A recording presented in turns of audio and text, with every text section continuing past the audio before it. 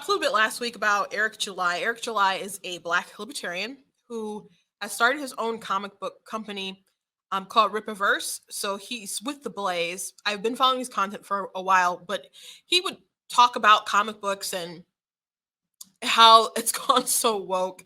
And I agree with him. In my opinion, like you have these people who have taken comic books and basically of these great iconic characters, hollowed out those individuals, and just now these social justice warriors are like wearing their skin. Like there's a story about the Joker who was like taking people's faces or whatever. Like that's kind of like it's what it's like with the writers room of like Marvel and DC.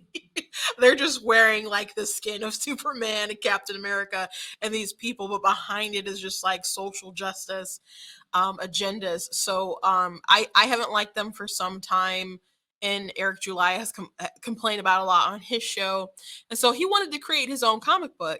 And so it hasn't been like released yet. He's doing a pre-order campaign, and he's already made more than $2 million, which is pretty darn impressive. And people are so angry about it, and people have banned people from talking about it in Reddit. Like there's this big like comic books thread. If you mention Rippaverse or Eric July, they will just ban you. It's pretty crazy on Reddit, right? They'll just ban you. People have said racist things to him. I've seen people post gifs in relation to him of that scene in Blazing Saddles. Good morning, ma'am. And isn't it a lovely morning? Up yours. And I'm like, that's intense. People have said, well, people are only supporting Eric because he's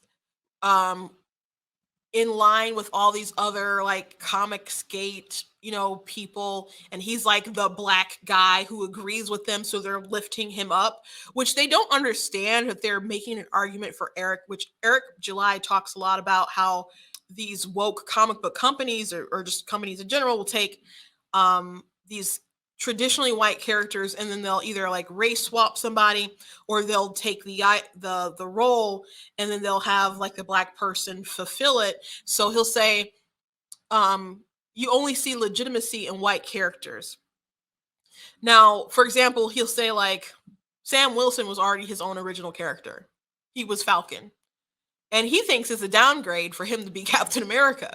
Now, when I understand why Marvel did it, I'm not even saying it was a wrong decision for them to ultimately do. And Sam Wilson has been Captain America before in the comic books, and so has Bucky. And when they decided to give the shield after Endgame, which I didn't like Endgame, that was like basically the beginning of the end of the Marvel universe, cinematic universe for me. But he gave the shield to Sam, and some people were mad he didn't give it to Bucky. My sisters were really, really mad that Captain America was retiring. I didn't like, that was another thing I didn't like. I'm going to go into all of that. But he gave it to Sam, and I actually defended him giving it to Sam rather than Bucky. Bucky's mind was like still crazy, right? So, but when Eric said like his comment about him, he's being downgraded, because he was his original superhero, now he's someone else. I'm like, that's very interesting.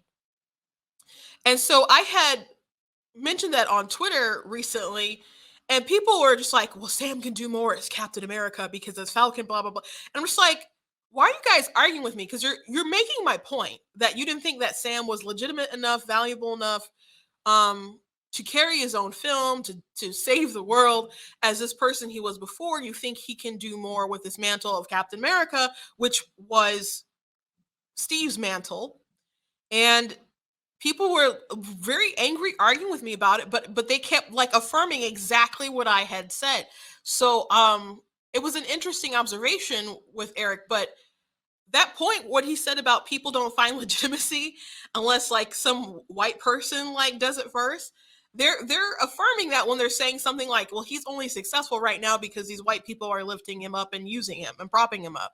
The truth is that Eric came up with a great idea. There's a problem in the well, I'm assuming it's a good idea. I haven't read the book yet, so I don't know if it's a good book.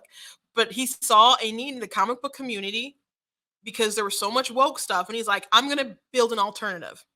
And he decided to take the time, and he's going to build his own platform. He built his own like crowdfunding site. Though it's not technically crowdfunded, it's pre-ordered. But he didn't want like PayPal or GoFundMe or Indiegogo or whoever to shut him down because of his politics, because he's seen that before. So he's built his own platform and he did the work ground up. He's very transparent. He's like, hey, we're getting a lot more traffic than we thought. We're fixing things as we go along. But he was able to get like $1 million in like a day. And he's already passed the $2 million mark. Like, that's how the market works. You see a need and a problem, and you're like, I can fix it. Again, I don't know if his product will be good. There's enough people who are willing to give it a shot because they're hungry for an alternative. On Sunday, yesterday after church, no, I'm sorry, this is Friday night after church, I was telling my sister, and I have different books, and my sister's an artist. And so I'm just like, hey, Eric July, he ended up making like over $2 million when he launched his like independent like comic book company. And you know what she did? She just like took a moment, raised her head, and was just like, God, I thank you like for when you do that for me. And so that just reminds me of a big difference between like the right and the left, because she didn't take that moment as that how that happened to somebody else, he doesn't deserve it, something like. She's like, I believe that can happen for me. She was inspired. She wasn't a hater. A lot of people who hate are, they don't see the possibilities from it. They're just angry that other people, and they feel like when someone else succeeds, they have been robbed. There's more than enough opportunity for everyone, especially in the United States. I mean, there are people who are famous in this country for how they put like their hair in a bun. You know, there's people who have been famous because people saw news reports of them, and then they put it in a song, like the bed intruder person, for example. And Shmoyo. You never know what's gonna happen. There's a Bible verse, that time and chance happens for them all. And are you going to be ready when it's your time and your chance? Well, we believe like in America, like it's a land of opportunity. And if you have enough vision and you have enough drive, that you'll be able to achieve your goals and your dreams. But when before Trump was president, people would write all these rap songs about how they Trump had all this money and stuff. They want to be like Donald Trump because they saw how much wealth he had, so much influence he had, and he was very big on building his brand. And people wanted to emulate and have something like that for themselves. They're like, Trump has his own bread, I want to go get my own bread. But with the left, it's like, no, they want you to take crumbs for people and then resent the fact that you're only getting crumbs and then demand the whole table. Like, I can't just take your bread. I want your cheese and your wine and everything else. That's what it's like on the left.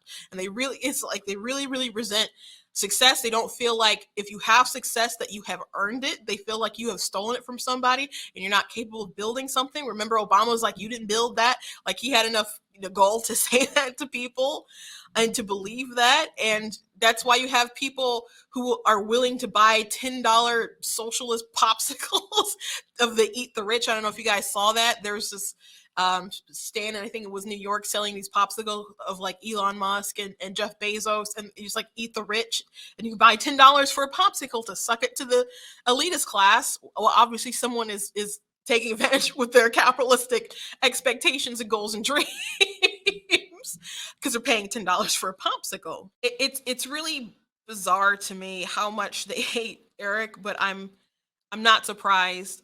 These are people who they believe in really, really, really taxing people, and it's virtuous to it's more virtuous than charity, right? Because you might be super rich and be like, I'm going to give back. I'm going to give hundreds of thousands or millions of dollars. That's not good enough. You have to be taxed so the government can come in with like I guess the threat of the gun of the government, right? Because they can do that legal or you go into jail basically if you don't pay what they want you to pay, and if you don't find a way to like do some magic with your tax accountant or something, you have to have your stuff confiscated and they will redistribute it the way that they see fit.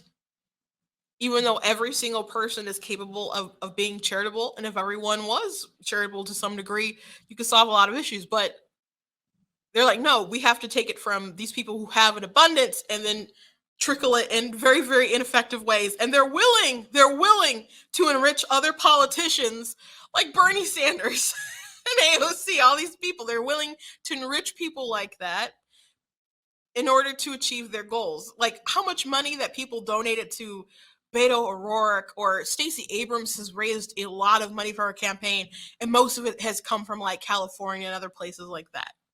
Not people from Georgia, people from across the country. And you know what? A lot of people get involved in politics because they know that they can raise a lot of money. And there's like equivalents on the right that will like run in a seat, like if they someone who ran against like AOC, for example, or in a race like that.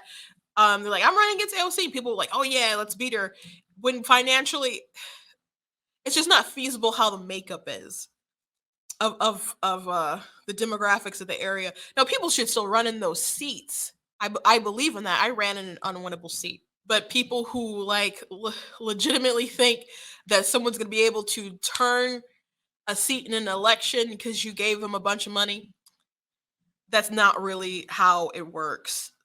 It would take like a some kind of weird miracle for that to work. I'm proud of what Eric has accomplished, not because I know him. He's like three of my tweets. I've never had a conversation. I would like to have Eric on my show. I think that would be cool. I do enjoy his content and have watched a lot of his videos, and I do really enjoy it. But the reason why people like Eric and want to support Eric is because they feel that there's a mutual respect there. As if I'm a customer, I want the person who I'm buying from to have a respect for me. I don't feel that respect from like Marvel Comics, DC Comics, and I haven't for a long time. I feel like they truly resent me. They resent my values. They resent my families, the values that I grew up with, the values instilled within me by my father, who wanted to learn how to read because his father brought him home a comic book when he was a little boy. So he wanted to go to school so he could know what his comic books were saying. Like, there's a long lineage of so many hours of like conversations and driving to comic book conventions and costume parties and all kinds of different stuff. Like, I'm not like a normie. I'm not like a random person talking about this stuff for clicks. Like, I like was ingrained in the culture. Before I talked politics, I talked comic books. Me and my sisters had a show called The Gorgeous Geeks. So like, I'm pretty invested in it. But I don't feel the love for the customer from Marvel and DC. It's just resentment, and they build stuff for the for the customer they want rather than the customers that have made them rich. And Eric, he's going to have to make a good product because he doesn't have the benefit of having these iconic characters that they can just hollow out and put their own garbage in. He has to actually make his own stuff. And I don't know how good the book will be, but people are willing to give it a try. So I wish him the best. The people who are angry at him and coming at him, trying to censor him and punishing people who want to just talk about him and are willing to ban them from subreddits, which is really wild. And the more vitriol that people throw his way, the more he's going to be able to come back and put another dollar in his pocket. And as the Bible says, like, God can make your enemy your footstool, and I think that's what Eric is saying, and he's gonna be able to rise higher the more of these people hate on him. So I would say that these people should go out and create their own stuff or just support the stuff that they love. But Eric had a really good motto. He said, "Don't give more than 50% of your money to people who hate you." I was like, you know what, that makes a lot of sense, and I've quoted that a lot on the show. And I've encouraged people to put investor dollars into people who care for them and respect them and aren't trying to socially destroy the fabric of our society. And he says his comic books aren't going to really have that sort of political, bent or anything. They're just like for entertainment, and we do need spaces where we can come together and just enjoy stuff because we're losing that all the time. It was unfortunate that sports got so woke. It's unfortunate that entertainment got so woke. The TV shows that we watch, the books that we read. Best of luck to him. I'll just leave you guys with this before I do my closeout. Instead of like asking like, God, why'd you move for that person? We need to praise God and be like, if you can do it for them, you can do it for me. Like that needs to be the attitude. I have that shirt, like, be better, not better. Like, that's a way that people need to learn to live their lives, and do not hate on other people because they have success, but just know that you too are capable of achieving that success. And I think that is a big fundamental difference between people on the right and people on the left. And I think that's why, if people could get past their political bias, I think that's why there's a lot of people Black people, for example, like Trump, and more people could possibly like Trump, because people want, they can see like a future that they want to build for their families. They want to get them out of the hood. They want to be able to take care of their families. But when they do that, they don't want to one day wake up and then more than 50% of their income is gone because some leftist white middle class person didn't want to pay for their college or upper class, right? Because a lot of this like college loan debt is gonna help like upper graduate or undergraduates or whatever. That doesn't fly right with a lot of people. And we are like seeing a bigger like political shift, but we'll have to talk about that maybe tomorrow. Anyway, again, I'm proud of Eric, and I'm glad that he decided to do what he did, and I hope more people stand up and decide to keep creating content and a parallel sort of economy, so we don't have to feel that we have to give our money to people who despise us to just sit and laugh and enjoy escapism as we used to.